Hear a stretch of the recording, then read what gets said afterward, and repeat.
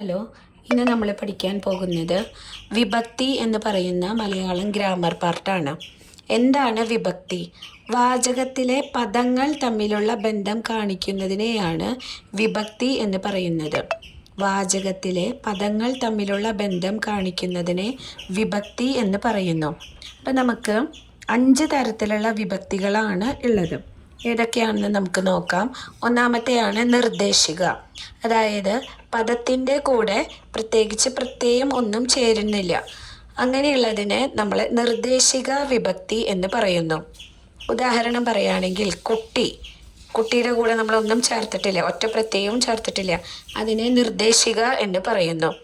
ഇനി രണ്ടാമത്തെയാണ് പ്രതിഗ്രാഹിക. അതായത് പദത്തിൻ്റെ കൂടെ എ എന്ന പ്രത്യയം ചേരുമ്പോൾ അതിനെ പ്രതിഗ്രാഹിക എന്ന് പറയുന്നു. പദം പ്ലസ് എ, അതാണ് പ്രതിഗ്രാഹിക. ഉദാഹരണം പറയുകയാണെങ്കിൽ കുട്ടി പ്ലസ് എ, കുട്ടിയെ. മൂന്നാമത്തെയാണ് സംയോജിക. എന്താണ് സംയോജിക? പദത്തിൻ്റെ കൂടെ ഓട് എന്ന പ്രത്യയം ചേർന്ന് കഴിഞ്ഞാൽ അതിനെ സംയോജിക എന്നാണ് പറയുന്നത്. കുട്ടി പ്ലസ് ഓട്, കുട്ടി ഓട്. ഓക്കെ. ഇനി അടുത്തതാണ് ഉദ്ദേശിക. എന്താണ് ഉദ്ദേശിക? ഉദ്ദേശിക പ്രത്യയം എന്ന് പറഞ്ഞു കഴിഞ്ഞാൽ ഒന്നെങ്കിൽ പദത്തിൻ്റെ കൂടെ ക എന്ന പ്രത്യയം അല്ലെങ്കിൽ പദത്തിൻ്റെ കൂടെ ഇന് എന്ന പ്രത്യയം ചേർന്ന് കഴിഞ്ഞാൽ അതിനെ നമ്മൾ പറയുന്ന പേരാണ് ഉദ്ദേശിക. ഉദാഹരണം പറയുകയാണെങ്കിൽ കുട്ടി പ്ലസ് ക, കുട്ടിക്ക്. രാമു പ്ലസ് ഇന്, രാമുവിന്.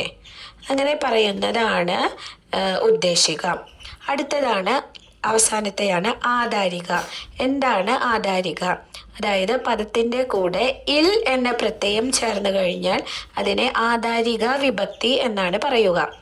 പദം പ്ലസ് ഇൽ, കുട്ടി പ്ലസ് ഇൽ, കുട്ടിയിൽ.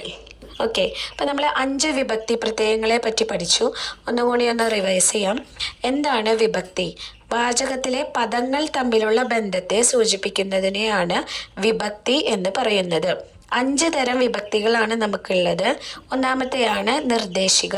എന്താണ് നിർദ്ദേശിക? അതായത് പദം മാത്രം, അവിടെ പ്രത്യേകിച്ച് പ്രത്യയം ഒന്നും ചേരുന്നില്ല, അതാണ് നിർദ്ദേശിക. രണ്ടാമത്തെയാണ് പ്രതിഗ്രാഹിക. എന്താണ് പ്രതിഗ്രാഹിക? പദത്തിൻ്റെ കൂടെ എ എന്ന പ്രത്യയം ചേരുന്നു. മൂന്നാമത്തെ സംയോജിക. സംയോജിക എന്ന് പറഞ്ഞാൽ പദത്തിൻ്റെ കൂടെ ഓട് എന്ന പ്രത്യയം ചേരുന്നു. ഉദ്ദേശിക എന്ന് പറയുമ്പോൾ പദത്തിൻ്റെ കൂടെ ഒന്നെങ്കിൽ ക എന്ന പ്രത്യയം അല്ലെങ്കിൽ ഇന് എന്ന പ്രത്യയം ചേരുന്നതിനെ ഉദ്ദേശിക എന്ന് പറയുന്നു.